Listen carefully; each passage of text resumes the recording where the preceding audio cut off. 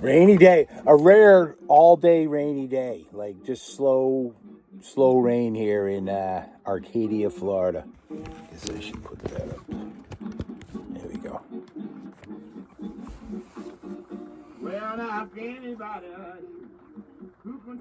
Check that album out. Mick Fleetwood and Jake Shimabukuro doing blues with the ukulele. Pretty good. You know? Good on Mick Fleetwood for being open to that. There's certain musicians of those big ones who kind of get. Robert Plant.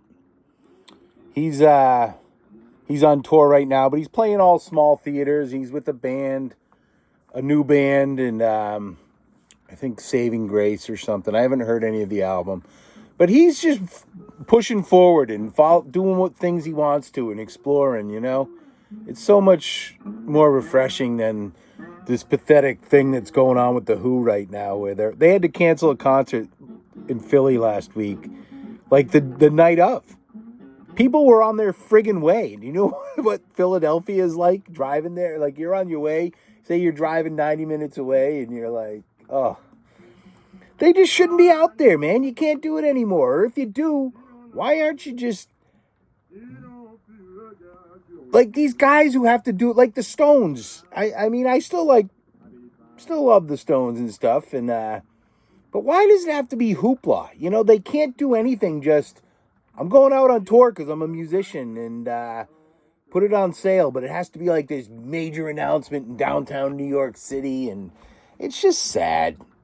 You know, I mean, the Stones are bringing it a little better than the Who. But I mean, like, Pete Townsend could easily go and do like the Orpheum and Boston level shows, and I mean, it's tough because the tickets become impossible, and then they want to charge $600 a ticket, and it's all broken, man. It's all broken. I won't ever go see any of those people anymore. I mean, most of them won't be touring anymore and are going to die, but there won't be too many shows I ever pay to go see anymore. You know? It's funny because for the first time in my life, I had a ticket to go up to St. I'm in Arcadia, Florida, which is about on line with...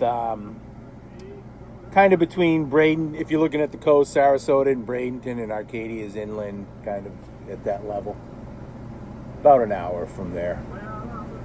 Not too far, 30, 40 miles or so, but...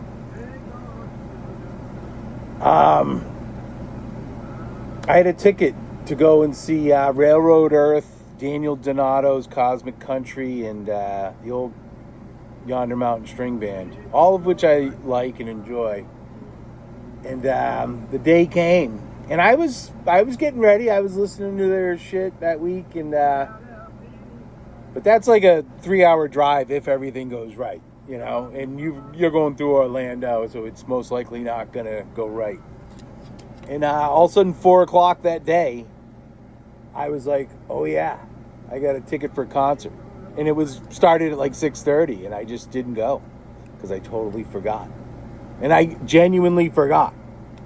And I've been, you know, like I said, I've been listening to tunes, I wasn't necessarily looking forward to the trip or anything.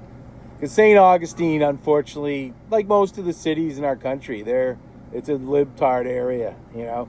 I remember going to see Bonnie Raitt there in 2022, you know, at the height of all the madness. And she's out there, and Bonnie Raitt, she's great. She can play and sing. One of the greatest recordings I've ever heard was there's a wonderful album called Stay Awake, I think it is, but it was put together by Hal Wilner. He's like a producer from back in the 70s, the glory days, 60s, 70s, 80s of the Hollywood scene, music and movies, and it's got like James Taylor, Ringo, Los Lobos, David Johansen, Sun Ra Orchestra, and but Bonnie Raitt does like a 2-minute version of Baby Mine, the song from Dumbo, with Was Not Was backing her up. And check it out, man. It is just sublime. She plays like a little slide line and sings it. It's very sparse and clear. Just a wonderful, wonderful recording. But anyway, so here I am at this up in St. Augustine for Bonnie Raitt, and couple songs into it, she stops, to make some big presentation. They march out a Ukrainian flag and put it in front of the drum riser. And everybody stands up and claps. I stood up, both middle fingers, as high as I could put them. And it, fuck you people. Ukraine and Europe in general, they are our enemies, folks. They are corrupt. And not the everyday people for the most part. From what I can gather, most of them are not happy with what's going on and that there's a war and they want to prolong it. But if you're not aware of what's going on with the Islam in Europe, Britain, it's very prevalent, but it's everywhere. You better be. Because it's coming here. It's already here in Flint, in Dearborn, Michigan, and Minnesota is just fucking a lost cause. And, they're not like us. They're not like, hey, man, I got no problem with your mosque down the street and you can have your church. That ain't the way it works in Muslim countries, folks. They're, not the way it works. So you may think you're a good person. They don't think like that. So you make your own choice. You'll get what you deserve, man. So unfortunately, because of the way most people are in this country, I'll get what you deserve, and I'm not gonna let that happen. But pretty fed up with that crap. It's a shame. It's a shame. This country and this world, and it's all just broken. It's not extreme. If you're paying attention, you understand what I'm saying. I'm not trying to push buttons or say something to rile you up. I do not consider Europe an ally of our country. And if you are paying attention, and most of you, the 30, if I even get 30 views, but the 8 or 9, and some of them I may know, and you think, what the fuck am I talking about? Look into it instead of just being like, I'm retarded, because I'm not. They are encouraging the spread of Islam into their own countries. And I'm starting to believe that, that they're enjoying the battle between blue-collar, working-class people, Christians and Muslims. And they also are encouraging between the scamdemic, which that mRNA stuff and everything was designed as a biological weapon in the COVID stuff, folks. Look into it, man. Instead of just rolling your eyes and going, I work for the New York Giants and we know more than you, you're wrong. So, yeah, sorry, brother, but kind of just sick of your self-righteousness, man. You're a good guy, but you're wrong about many things, unfortunately.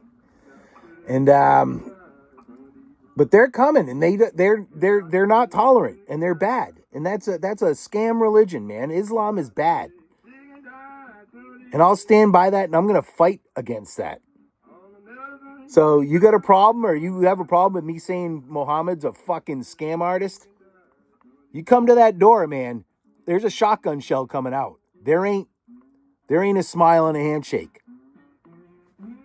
This ain't a James Bond movie. There'll be no speeches. There's going to be a shotgun shell taking your head off. That's the way that's going to roll. So... And yeah, I'm going to put this video out. I got no problem with this. Just expressing my opinions. I'm not going after anybody or anything, but I'm ready when the shit hits the fan. I mean, it's already happened. What do you think this Ukraine and Russia thing? You don't think it's a world war?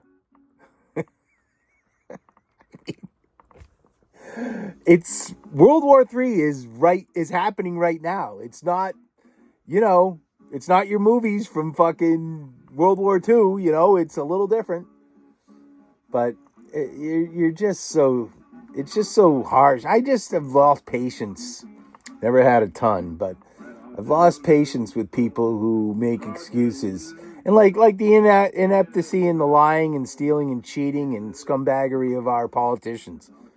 Making excuses that any of it is anything but intentional and knowing, not gonna take you seriously, because you're just not a good person. You're an enabler, And what you think you are is a good person because you're understand. No, you're not. You are the problem.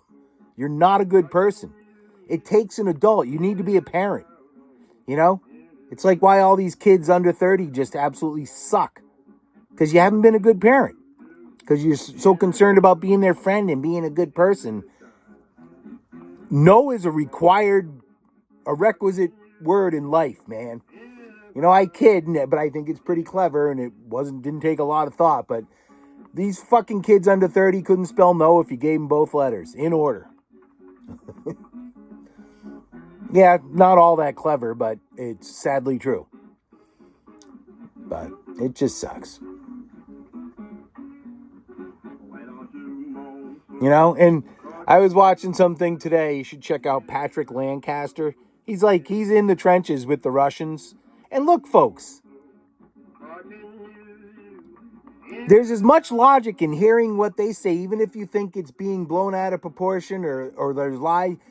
There's as much legitimacy as hearing from their side as there is our side. I mean, you really think anybody on our side's telling you the truth, the politicians or anything? Are you really? None of you thought any of that until COVID. There was nobody I knew on any political side who ever thought our politicians were honest or cared about the people until all of a sudden COVID. It was like, don't question anything.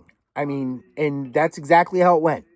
Democrat, Republican, none of us trusted any. MASH was based, the whole show MASH, and I just use that as an example of something everybody can kind of be like, oh yeah, or anybody of a certain age, I guess. But all that was about, or the main theme of that was just the incompetence and stupidity of our government.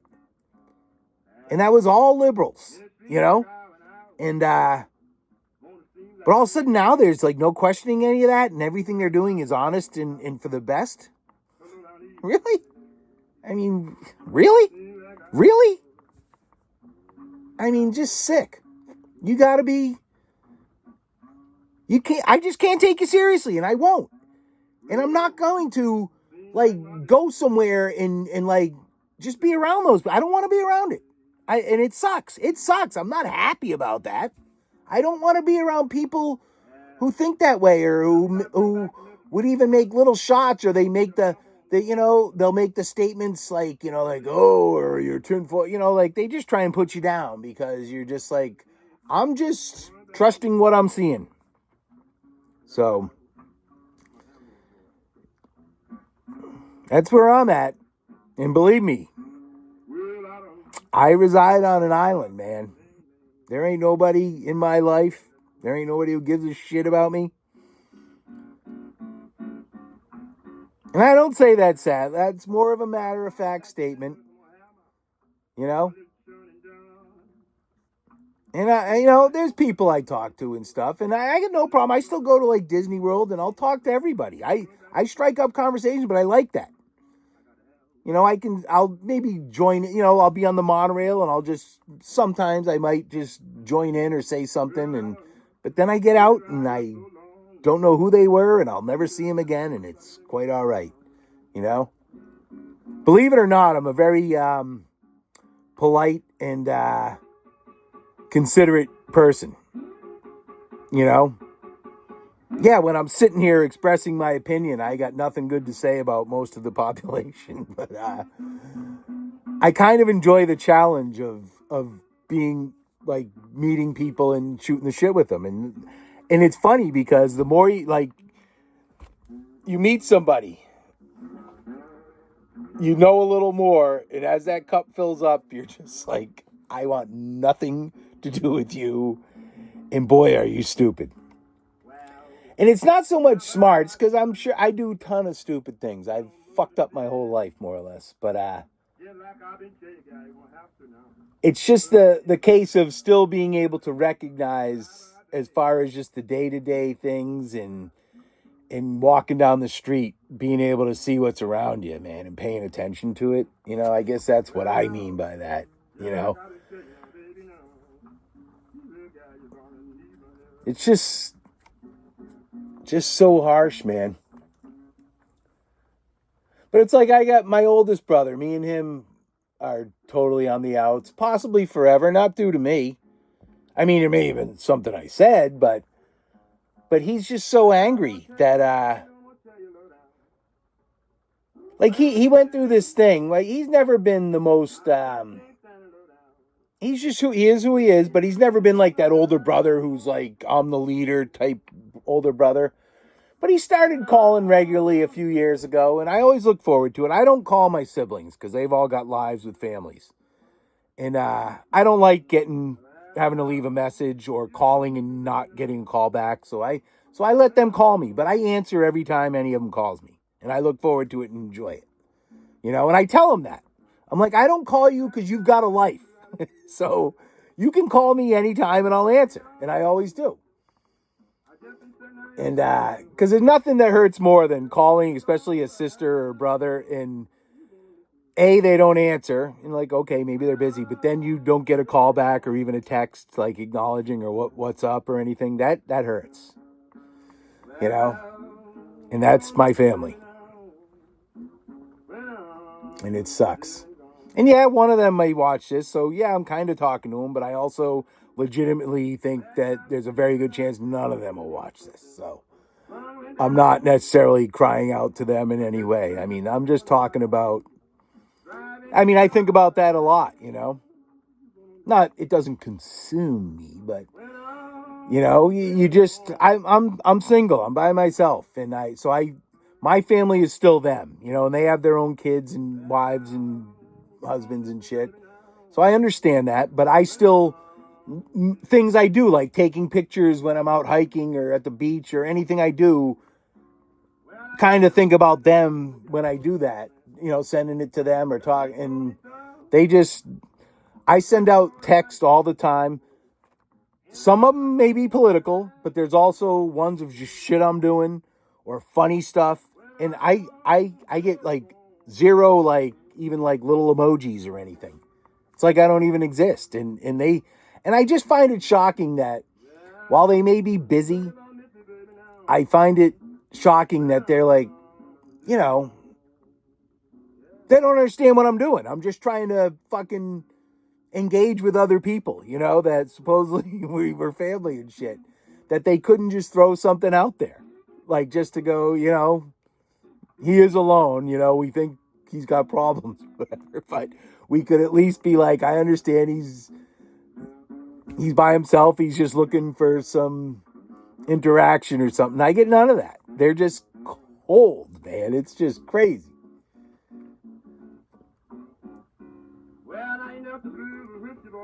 I'm all right. I kind of enjoy the self-therapy of like working this shit out and being like, what's it about? And I like the soul searching and shit. And I think it works. And I think it's, but it's amazing. You can't just turn it on. Sometimes you get these moments of clarity where you see how you are or how the situation is or a bigger picture, and sometimes it comes out of nowhere, and it's just I like it. Like a lot of things that happen in life that you're just like, oh God.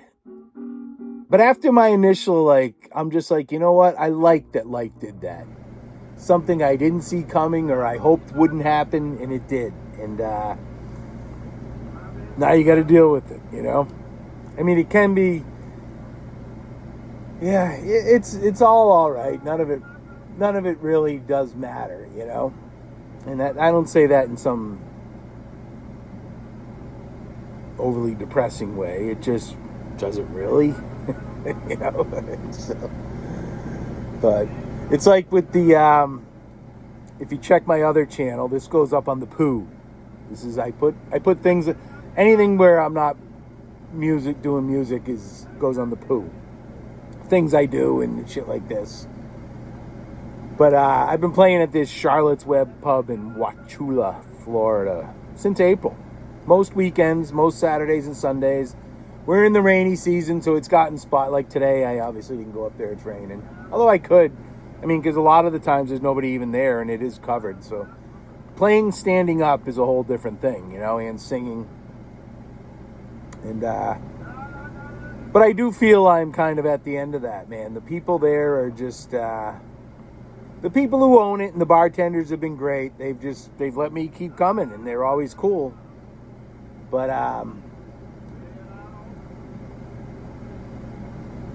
there's just a coldness about it, a harshness about it that just kind of overtook everything. What was I doing? Oh yeah, it's funny because last week there's this Tom Waits song, "Cold Cold Ground," which was like the first tune of his I learned to play. Really easy. And I just wrote the words down because I'm like, why aren't I playing that one? And then another song kind of came to me about an incident that happened at that bar. And it's documented. There's a video of it where like the king of the bar there, he's this older guy, and he just sits there, and he's kind of a jerk, man, and before I ever played there, I spent an afternoon just to talk. The first time I went there, I had a couple beers next to him, we talked, but he's a real, he knew Dickie Betts, and he just thinks it's something special and shit, but he can't play guitar anymore. He hurt his hands because a goddamn Mexican pulled out in front of him on his bike. His words.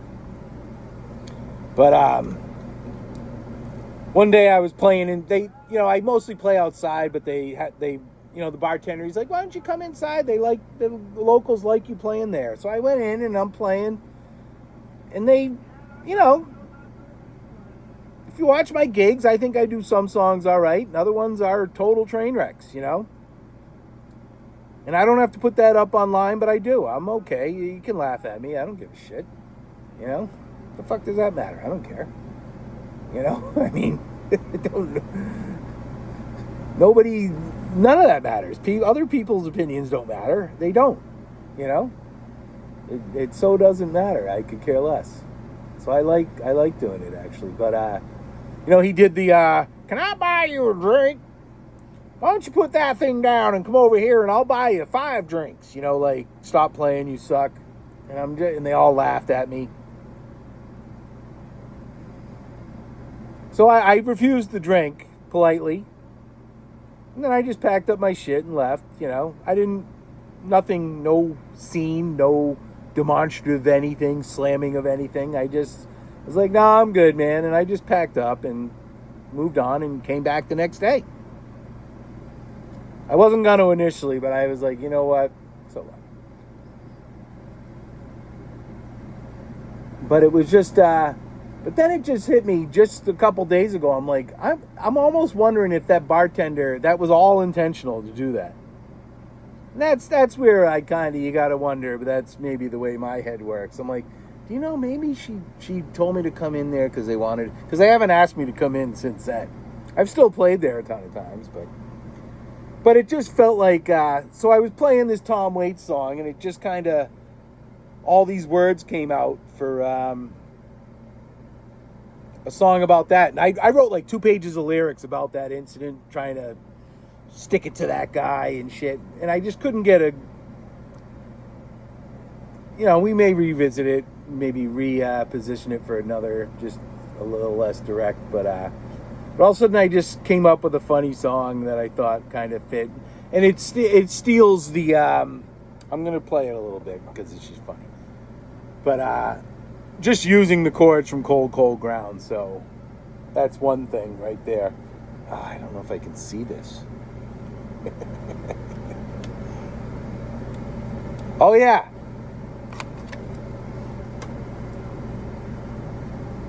All right, so.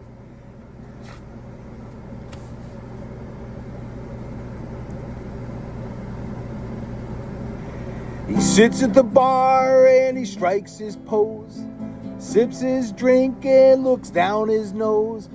Says he once played with the Allman Brothers Band, but he don't play no more since he hurt his hand. He's the guy who shit don't stink. Told me if I just stopped playing, he'd buy me a drink. He's one hell of a guy, and I met him and I know I like this place, but it's clearly time to go. Yeah, I screwed up a few of the chords.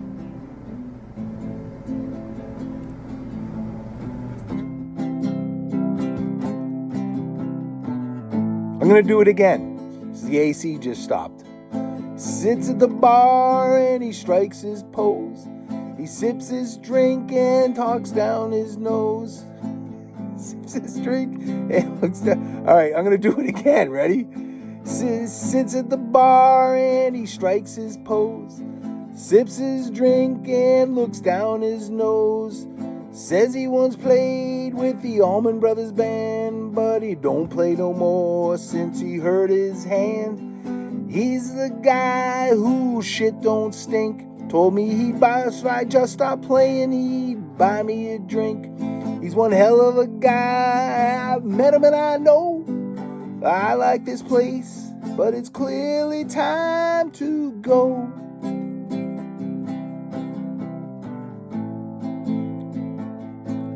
Cold, cold ground. Cold, cold ground. Rumor is he licked the balls of the great Dickie Betts. I hate the Yankees, the Jets, and the Mets. The Giants suck too. The Giants suck too, but a little less so. This place will grow on you, but it's clearly time to go.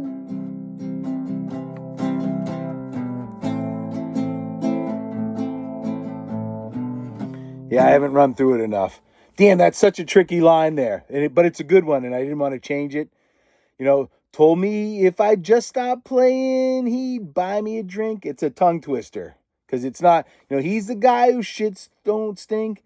Told me if I just stopped playing, he'd buy me a drink. It's a little awkward way of saying that, but I think I like it. But anyway, if you want to fiddle through that, that was just I just thought it was fun. And then, by the second verse with the balls of Dickie Betts and the Yankees and the Mets, that was just kind of following through on the humor of it all. But I do hate the Yankees, the Jets, and the Mets. But I love that. Rumor is he licked the balls like Dickie Betts. And that's it. Well, the funny thing is, because I play Blue Sky and Melissa. But I remember one time being in there and playing Blue Sky, and I kind of hack it. I don't know what the fuck I'm doing. And,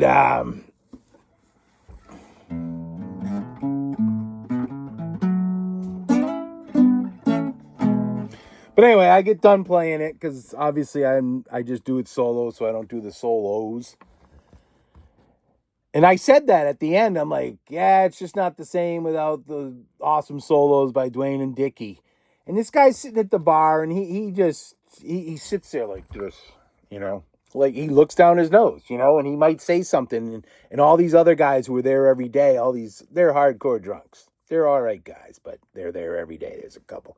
They, kind of like when he says something, they all react and kind of, And all of a sudden, he does like the big demonstrative, turns around. What's that? You saying something about Dickie Betts? And I just complimented him, I think. I'm like, it would be so much better with Dickie Betts and Dwayne Allman doing a solo in this. And that was about it, and I just was like, yeah, it's just better tune when they're playing. But it was just like, what the fuck you, dude? And then his story he would always tell about Dickie Betts. I saw him kick the shit out of some guy who was heckling him one time. Like, I don't know if he just, a lot of these Southern guys, they just need to, it's all about, they think they're badasses, and everything they got to do and say is like that. And, or if he was inferring like that would happen to me. I love Dickie Betts. And I was saying it'd be better if he was here playing it or playing it with me, whatever, So I'm just like, fuck this douchebag. And then he did the, can I buy you a drink? And he talks very similar to that. It's kind of like that. And I'll play that for him if I ever go back there. But the key part of that too, when I got to the part there, I like this place, but it's clearly that just came out of me. And nothing too dramatic, but that wasn't really the theme of anything. That just kind of came as I was wrapping up the verse and kind of shit like that. I'm like, it's kind of how I'm feeling. It's like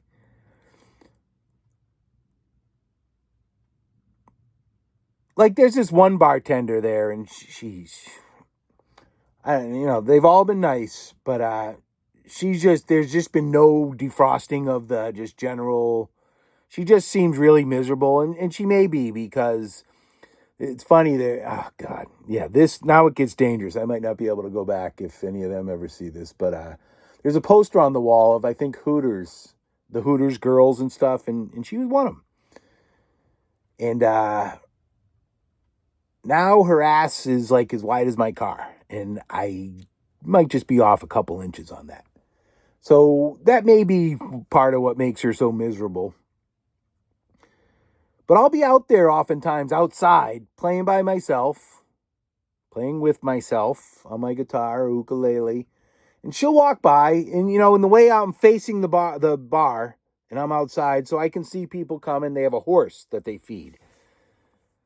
And so they'll come walking by oftentimes, just once or something, and I see them coming, and I'm kind of like preparing to smile or say hi.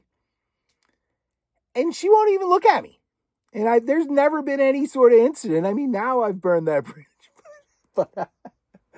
but, like just recently, I haven't even put the video up yet. I got 2 more videos to go there from last week. I played on Sunday. And you'll see in the second one, it started getting dark, but my heart wasn't into it.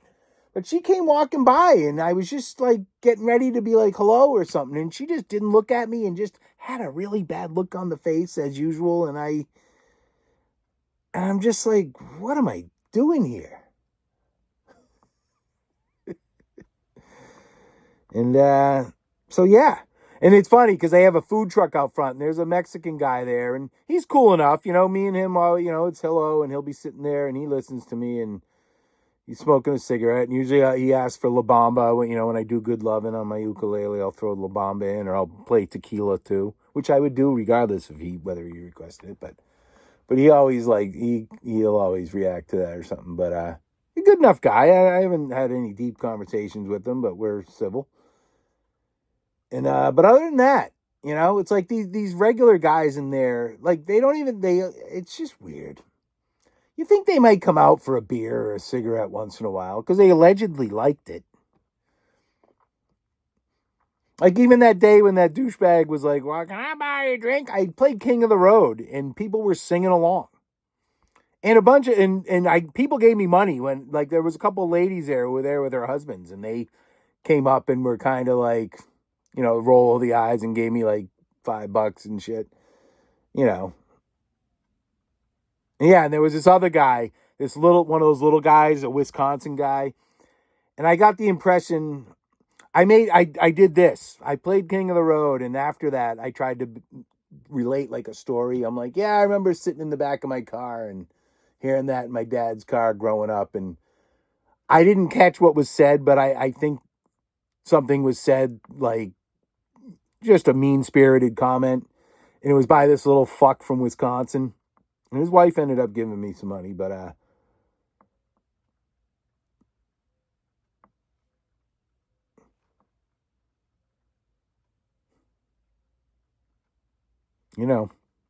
feel how I do with good reason. People are just rotten. And they all just want to make sure you're less than them. They're less than them. That's the key. I'm better than you. That's what it seems to be all about. And it's just horrible. Everybody, from your family to people you think are good friends, they always have to make sure that it's like, it's just such a mean world. And I'm really not like that. The problem I have is when I do feel slighted and shit, I do react very harshly a lot. So oftentimes what I say gets remembered more than what maybe made me say that, and so, but it's just it's a mean world, man. And it sucks. And I'm really not that way. I'm kind of one of those person. Yeah, don't get me wrong, man. You watch I say some shitty shit. And I feel that way. But a lot of times I'm reacting. My natural thing is I really would like to just people to be nice. But they're just so not. And I got a real thing about that thing where everybody has to think they're above you. Everybody wants to think they're more special or better than everybody else. And it's just so off-putting, and everybody is like that. And it's just such an unappealing thing. And that's just the way the human race is. It's horrible.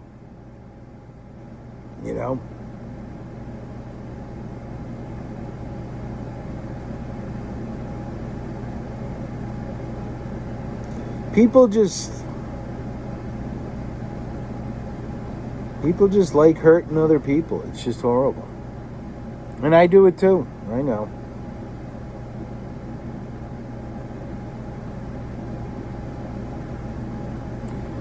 But, so here I am. I went around. I took the bike ride around Arcadia, Florida here last week.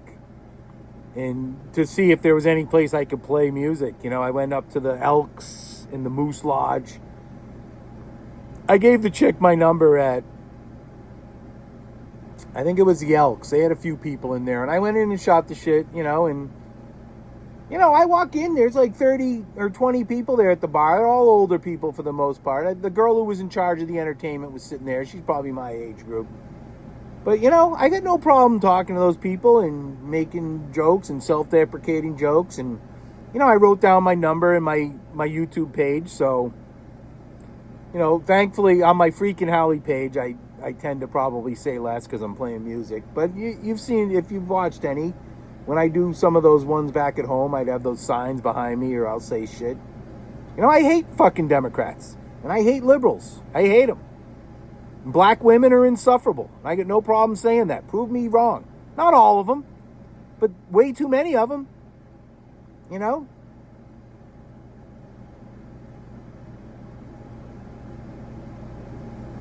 it sucks.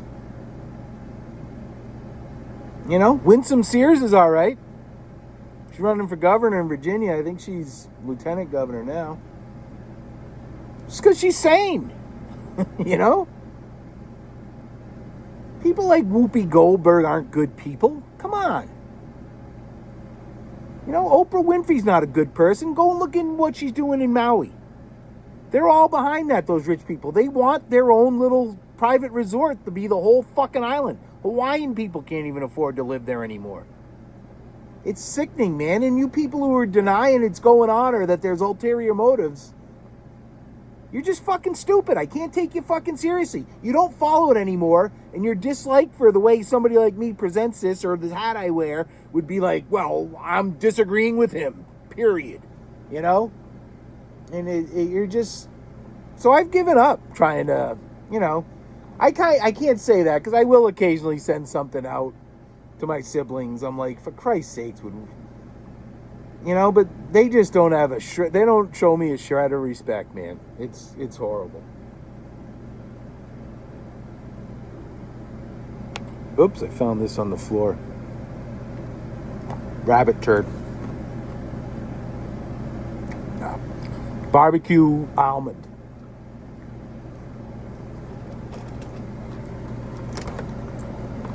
Smokehouse. But I watched this thing, one of those quick things, and apparently almonds are they will increase your estrogen production in a man, or I guess in anybody. But it's recommended for men, you get, and I got a little bit of breast tissue. But I guess there's certain foods, and that's one of them. That's actually, which I thought almonds were good in every way, but I guess if you don't mind getting breasts, they're all right. And I don't eat a lot. That's like possibly the first in my life. Not that one I just ate, but I don't recall ever buying almonds. Although if you go to Buc-ee's, they got the you get the little cone thing, shaped thing with the cinnamon almonds, and they got pecans and stuff. They're good. You can usually grab one of them, a couple of, one of each. Buc-ee's is great, It's funny, they started in Texas. The worst one I ever went to was not the first one. Like, the first Buc-ee's was in Texas. But when I went to out to Red Rocks,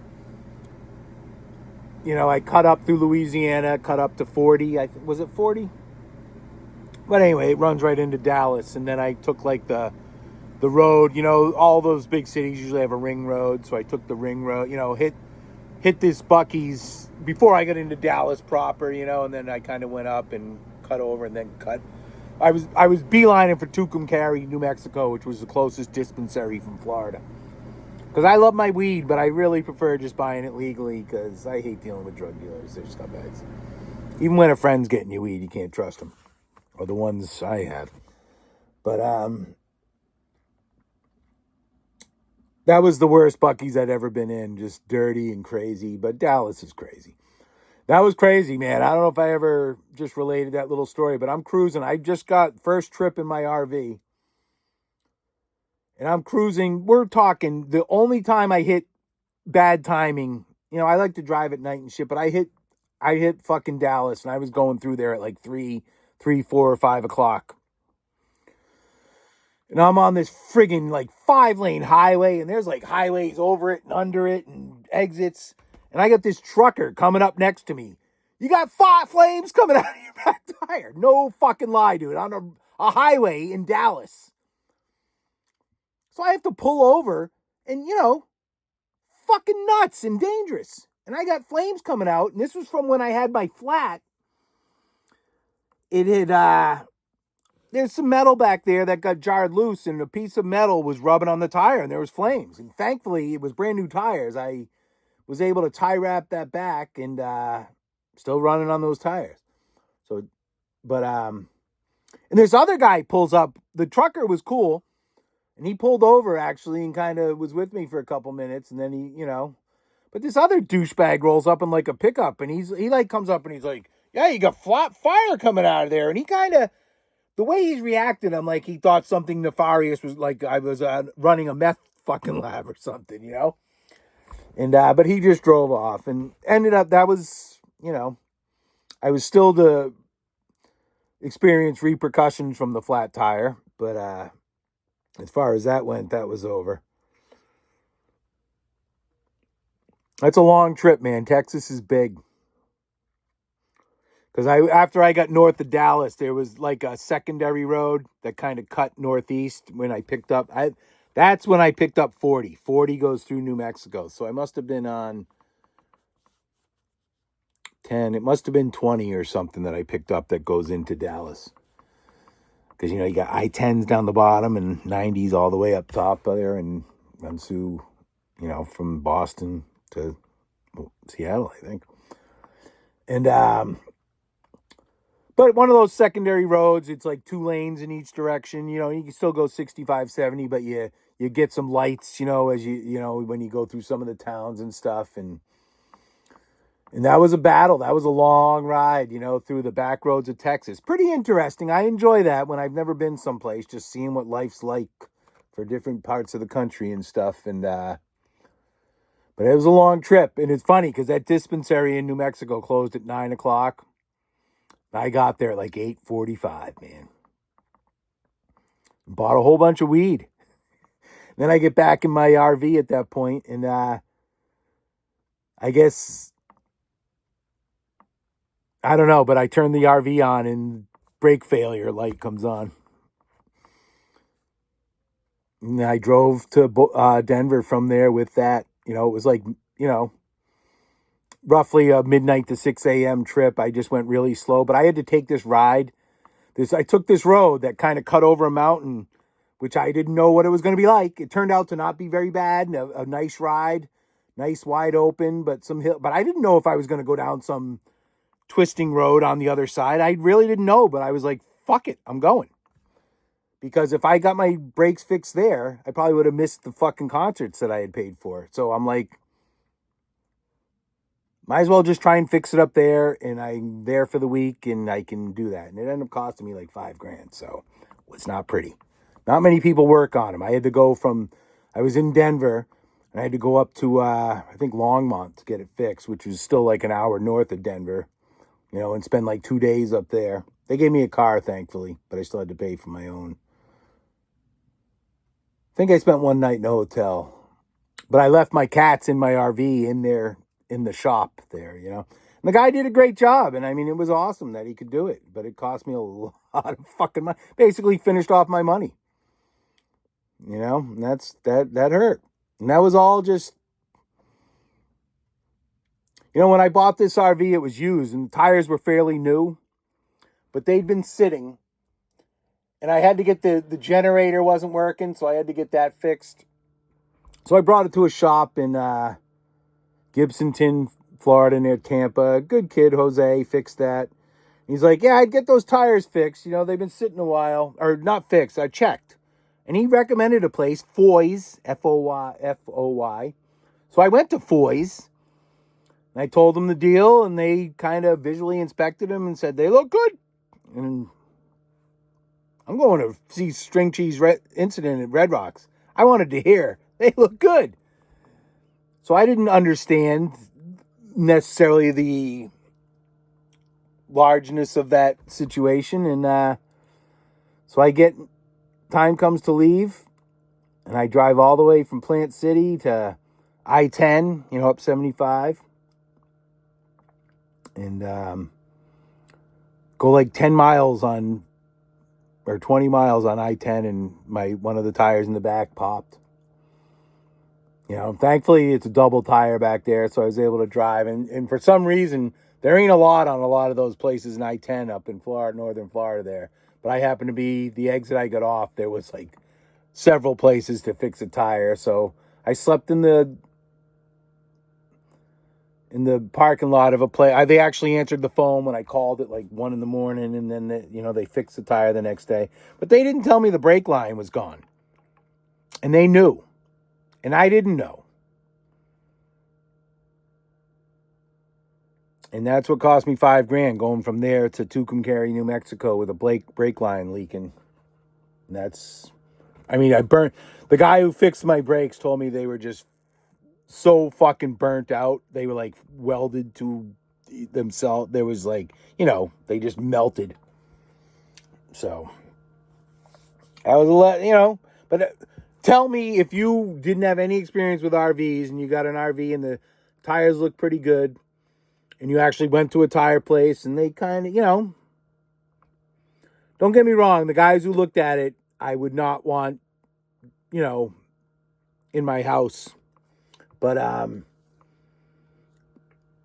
they're telling you what you want to hear, and you're seeing, the tires look good. So I didn't realize the enormity of the repercussions of having the tires break on an RV. And so, kind of a lesson you'd only learn going through, unfortunately, maybe.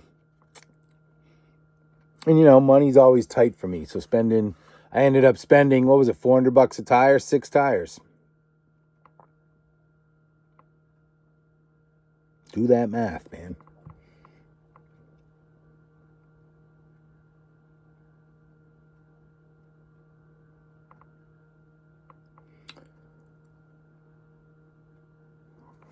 So it would have been that way either way, I guess. But I guess the brake line thing is the part that really kind of made it suck. So I may have related that story before.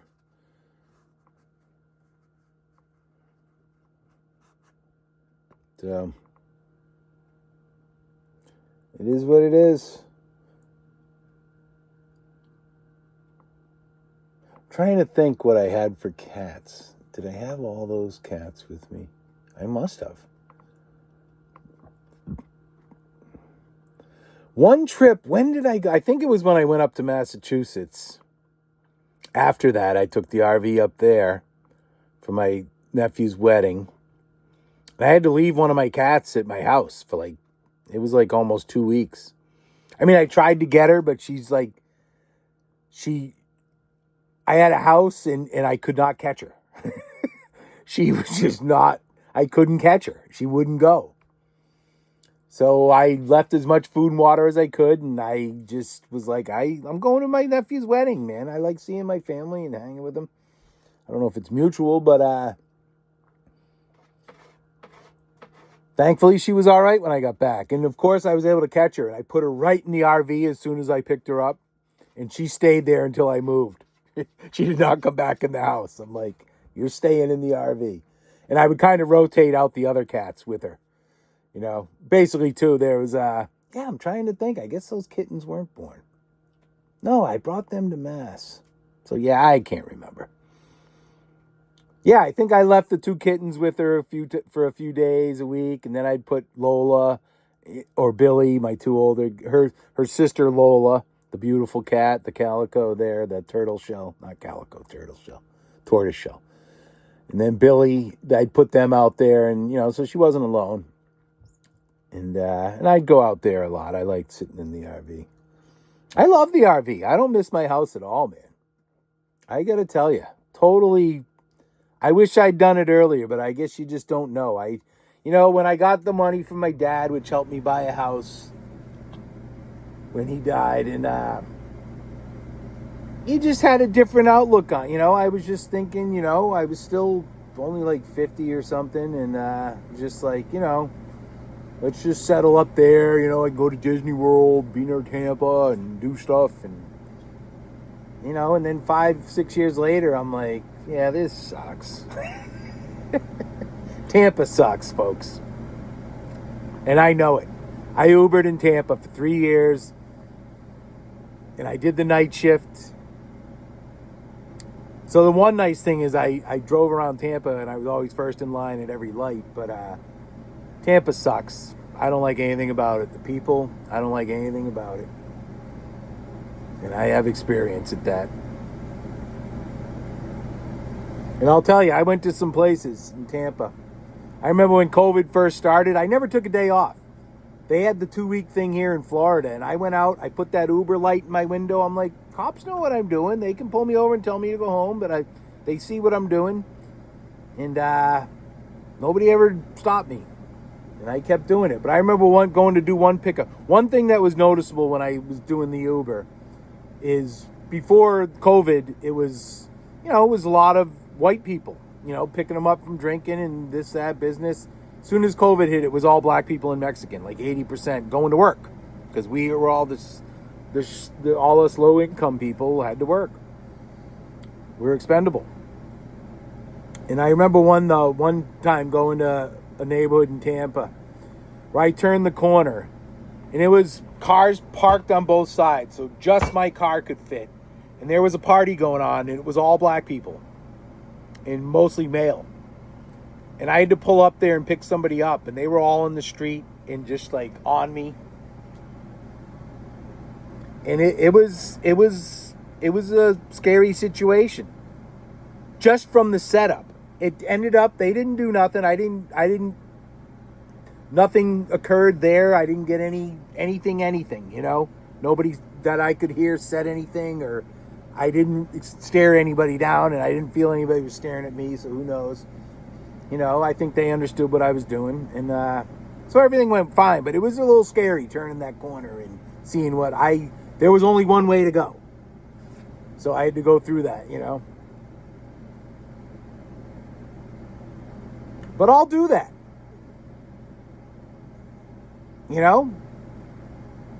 I was like, uh-oh. But I'm like, there was no doubt I was going to do it. So, and it was all right. And I went into those neighborhoods a lot, man, where it's bad.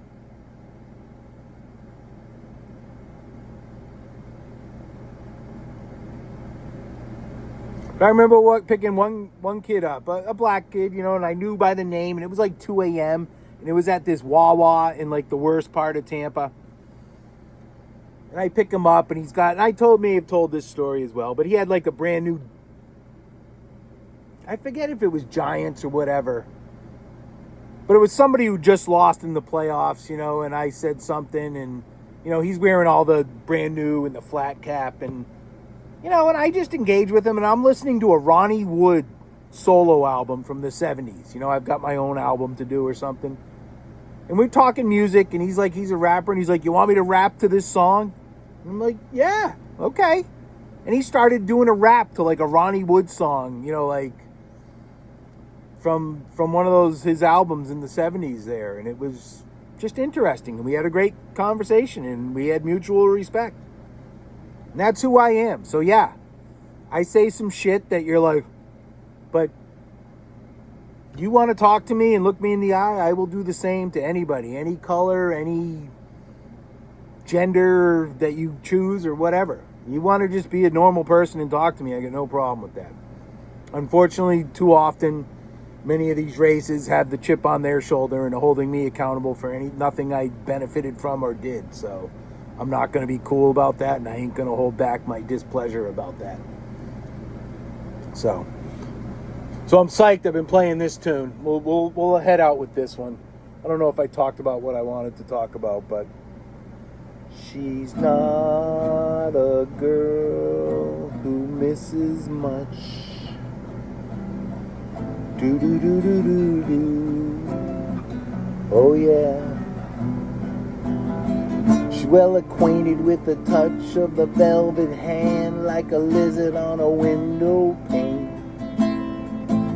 The man in the crowd with the multicolored mirrors on his hobnail boots, lying with her eyes with his hands so busy working overtime. A soap impression of his wife which he ate and donated to the National Trust. I need a fix 'cause I'm going down to the bits that I left uptown. I need a fix 'cause I'm going down. Mother Superior, jump the gun. Mother Superior, jump the gun. Mother Superior, jump the gun. Mother Superior, jump the gun. Mother Superior, jump the gun. Mother Superior, jump the gun.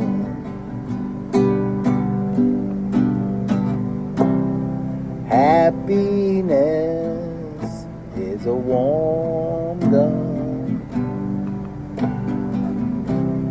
Happiness is a warm gun.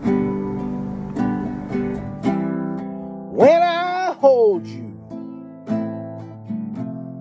in my arms, and I feel my finger on your trigger, I know nobody can do me no harm, because happiness is a warm bang bang shoot shoot. Happiness is a warm bang bang shoot shoot. Happiness is a warm bang bang shoot. Happiness is a warm, yes it is. God.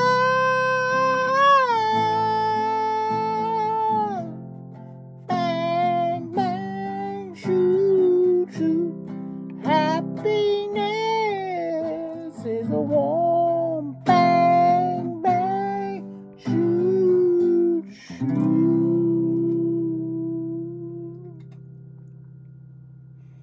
It's extremely satisfying to be able to play that song all the way through. That wasn't horrible. That's a great tune. Lennon had all the interesting ones. McCartney's great, but Lennon had all the interesting ones. From Don't Let Me Down, Revolution, Happiness is a Warm Gun, I Am the Walrus. Those are the John tunes. Many more. Tomorrow Never Knows, She Said, She Said.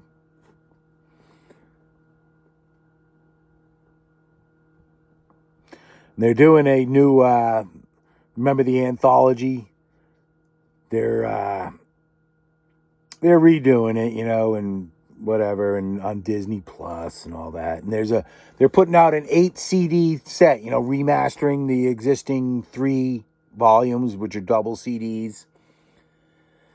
And then there's a fourth double CD, which with a bunch of tracks they've done like deluxe versions of Sgt. Pepper and Revolver and Get Back, which I have in the White Album, and they're awesome.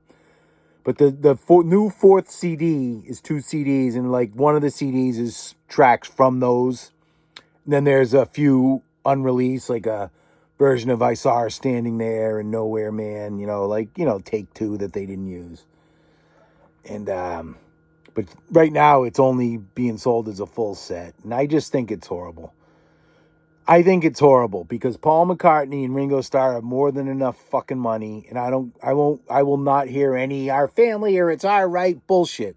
Stand up and fucking be men, man. You don't have to fucking gouge the shit out of your fans like this. I've lost so much respect for Paul McCartney. It's, he's out there still kicking it, but now he's using like pitch correction allegedly. Or maybe not. I don't know. There was that Saturday Night Live thing, which was, I guess, he didn't sound too good. I've never even watched a clip of it. And I saw him in Orlando like 2 years ago, and I loved it. It was great. But I don't approve of that at all, man. And I'll never approve of that, using pitch correction. Many of these people use it live now.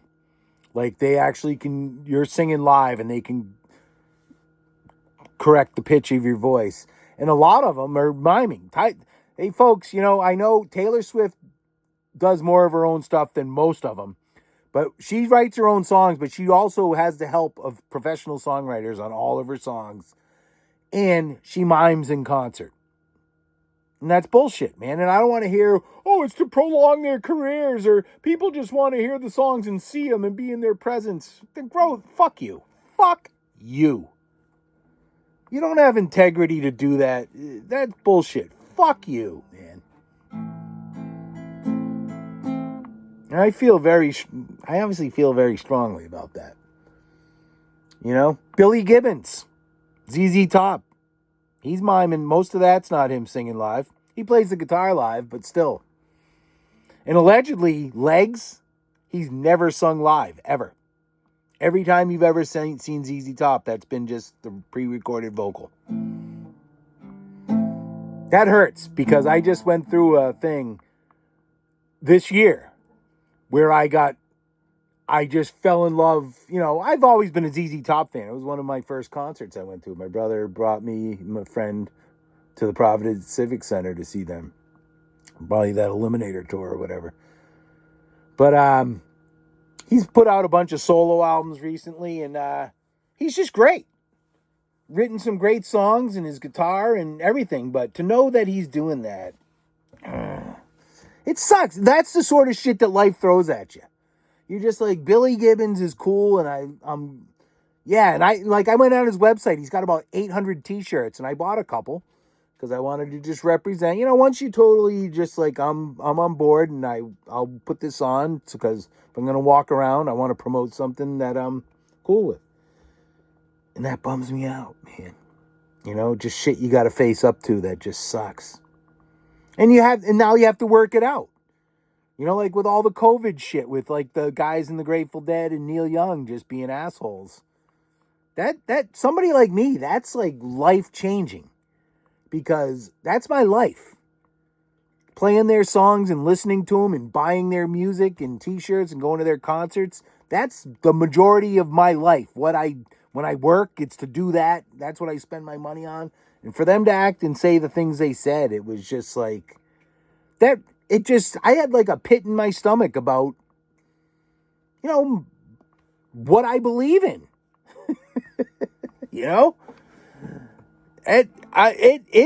I'm not necessarily still over that,